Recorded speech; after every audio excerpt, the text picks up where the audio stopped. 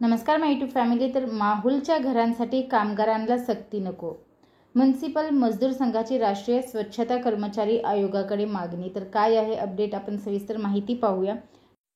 आणि हो, इथे कामगारांचा उल्लेख झाला आहे, त्याच्यामुळे गिरणी कामगार जर आपल्या हा व्हिडिओ पाहत असतील तर ही जी अपडेट आहे, ही जी माहिती आहे ती गिरणी कामगारांविषयी नाही आहे। तर मग काय आहे अपडेट, काय आहे माहिती, ते आपण सविस्तर पाहूया।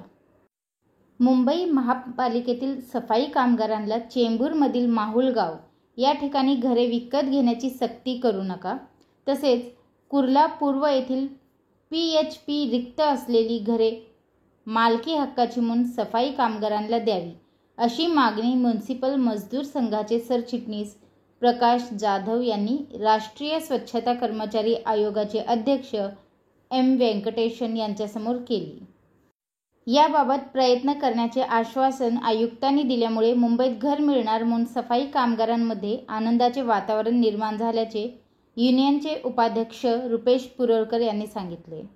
महापालिकेतील स्वच्छता कामगारांच्या विविध मागण्या आणि त्यांचे निराकरण करण्यासंदर्भात राष्ट्रीय स्वच्छता कर्मचारी आयोगाचे अध्यक्ष M व्यंकटेशन यांनी गुरुवारी सह्याद्री अतिथीगृहावर बैठक घेतली।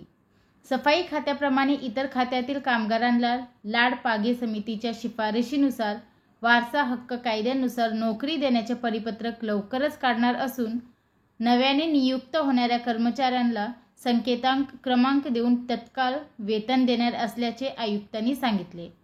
यावेळी उपायुक्त किरण दिघावकर, उपायुक्त संगीता हसनाळे, सहप्रमुख कामगार अधिकारी स्वप्नील सुरटकर, प्रमुख अभियंता प्रशांत पवार, मुख्य पर्यवेक्षक प्रमोद सांगळे आदी अधिकारी उपस्थित होते।